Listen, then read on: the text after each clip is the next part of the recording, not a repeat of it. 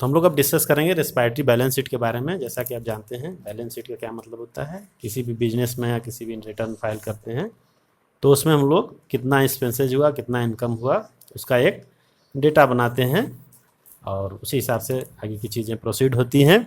तो यहाँ पे हम लोग जानते हैं कि जो पूरा आपका रेस्पिरेशन है वो क्या होता है, एक सिक्वेंशियल आर्डरली पाथवे है, फंक्शनिंग जो करती है, और उसमें एक के बाद एक 3 स्टेप्स होती हैं, ग्लाइकोलिसिस, क्रेब्स साइकिल और ETS इलेक्ट्रॉन ट्रांसपोर्ट सिस्टम, ये आप लोग को डिस्कस कर चुके हैं। अब इसमें हम देखते हैं कि कुछ ATP तो इसमें डायरेक्ट जनरेट होते हैं, जबकि कुछ NADH फॉर्मेशन होता है और उस NADH से फिर इलेक्ट्रॉन ट्रांसपोर्ट सिस्टम में जा कर के ATP की सिंथेसिस होती है और एक NADH+ से 3 ATP का फॉर्मेशन होता है। तो इसी चीज़ को हम पूरा एक समराइज करेंगे कि कहाँ कितना डायरेक्ट और कहाँ इनडायरेक्ट NADH+ या FADH2 के फॉर्म में ATP की सिंथेसिस होती है। तो इसी चीज़ को हम लोग अब डिटेल में देखते हैं। तो सबसे पहले हम लोग बात करेंगे ग्लाइकोलिसिस की। तो ग्लाइकोलिसिस में आपने देखा था कि डायरेक्टली जो नेट गेन होता है वो 2 ATP का होता है, तो यहाँ पे हमने लिख दिया डायरेक्ट 2 ATP का। फिर वहाँ पे NADH का मालिक्यूल एक जगह पे बनता है, लेकिन पूरी चेन जो कि 6 कार्बन से 3 कार्बन में चेंज हो जाता है, तो फिर NADH जो बनता है तो वहाँ पे 2 NADH का फॉर्मेशन होगा, एक स्टेप में 2 NADH का फॉर्मेशन होगा। तो इस तरह से 2 × 3 6 ATP का फॉर्मेशन होगा। तो अगर ग्लाइकोलिसिस की बात करें तो डायरेक्ट और इनडायरेक्ट मिला के कितना होगा, 8 ATP। माने ये इसमें इलेक्ट्रॉन ट्रांसपोर्ट सिस्टम भी शामिल हो जाएगा, उसमें NADH के जाने के बाद जो ATP की फॉर्मेशन हो रही है वो भी इसमें काउंट किया गया है। तो इस तरह से फिर हम आते हैं क्रेब्स साइकिल और ग्लाइकोलिसिस के बीच में एक स्टेप मैंने बताया था, ऑक्सीडेटिव डीकार्बोक्सिलेशन।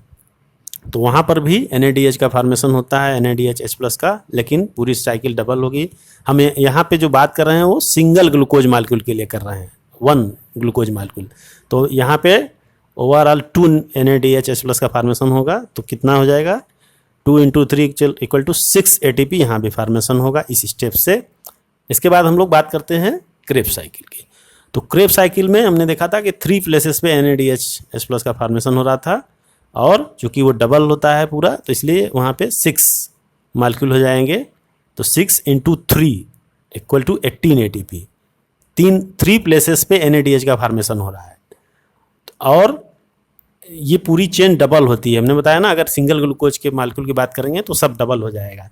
तो 3 × 2 = 6 NADH हो जाएगा। तो 6 NADH+ फॉर्मेशन हो रहा है, तो जाहिर सी बात है कि 18 ATP फाइनली उससे ATS में जाके बनेगा। इसमें एक जगह पे हमने देखा था क्रेब्स साइकिल में FADH का भी फॉर्मेशन होता है, FADH2 का, और आप जानते हैं कि एक FADH से 2 ATP का फॉर्मेशन होता है, हम लोग डिस्कस कर चुके हैं इस चीज़ को। तो टोटल यहाँ पे डबल चेन होती है, डबल साइकिल होती है एक ग्लूकोज मालिक्यूल के लिए।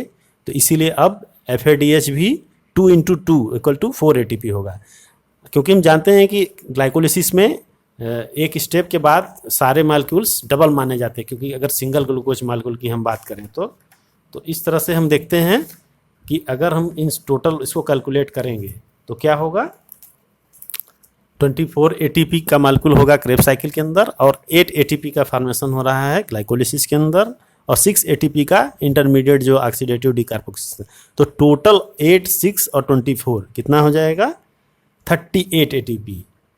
तो ग्लाइकोलिसिस में हम बात कर रहे थे डबलिंग वाली बात। तो यहाँ पे हम देखते हैं कि जब डबलिंग कहाँ पे होती है इसमें, जब ट्राइओज फास्फेट या ग्लिसरॉल्डिहाइड 3 फास्फेट जब फॉर्मेशन होता है फ्रक्टोज 1,6 फास्फेट से, तभी जो है मालिक्यूल वहाँ से डबल हो जाते हैं, क्योंकि वो 6 कार्बन है और ट्राइओज फास्फेट या ग्लिसरॉल्डिहाइड 3 फास्फेट जो होता है वो 3 कार्बन है। तो एक ग्लूकोज मालिक्यूल अगर हम लेके चलेंगे तो सारा मालिक्यूल जितने भी हैं हम देखते हैं कि वो डबल हो जाते हैं। इसीलिए हमने यहाँ पे 2 हर जगह यूज किया है, क्योंकि आपने देखा था कि ट्राइओज फास्फेट जहाँ बनता है ग्लिसरॉल्डिहाइड 3 फास्फेट, वो 3 कार्बन से पूरी चेन में डबल होगी। तो जब भी हम सिंगल ग्लूकोज लेके चलेंगे, एक ग्लूकोज का मालिक्यूल की बात करेंगे, तो ये सब चीज़ें अपने आप डबल होती जाएंगी। तो इसी तरह से 2 + 6 8, यहाँ पे 8 है, 6 है, 24 है। तो टोटल नेट गेन जो होगा हमारा एक सिंगल मालिक्यूल ग्लूकोज से, तो उसमें कितना हमें ATP का फॉर्मेशन होगा, 38 ATP। ये किसके लिए है, 1 ग्लूकोज मालिक्यूल के कंप्लीट ऑक्सीडेशन से, है ना। इसके ऑक्सीडेशन से जो हमें नेट गेन होगा वो कितना होगा, 38 ATP, ये आप याद रखिएगा। ठीक है।